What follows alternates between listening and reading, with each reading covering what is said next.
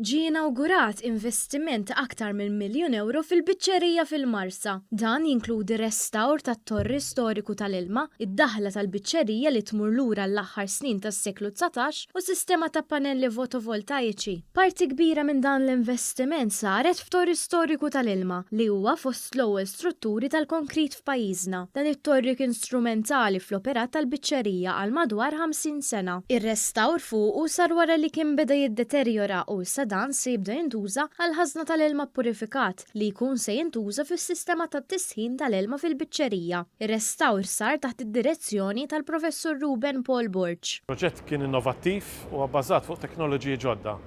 Żviluppajna materjali ġodda, dawk li ngħidulhom self-healing, u konkrit innovattiv li bih irrestawrajna u saħħaħna dan it-torri uniku f'Malta.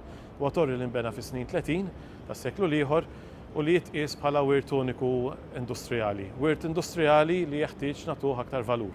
Id-Direttur Ġenerali tal-Biċċerija Stefan Kakija spjega l-importanza ta' dan il-proġett. Dan qed jgħinna biex nagħtu futur ġdid lill-bidja lokali, futur ġdid illi tajna fis-sostenibilità kif ukoll direzzjoni ta' fejn għandu jimxi s-settur biex jibqa' relevanti f'Malta tal-lum u f'Malta tal-futur. Il-Ministru tal-Agrikultura Anton Refolo saħaq fuq l-importanza li dan il-wirt jiġi mħares u anke biex jitnaqqas l-impatt ambjentali. Preżenti għal din l-inaugurazzjoni kien hemm il-Ministru José Herrera, Aaron Farrugia u Clifton Grima li tkellmu dwar l-importanza ta' dan is-sit li huwa wieħed sostenibbli anke fil-ġlieda tat-tibdil fil-klima.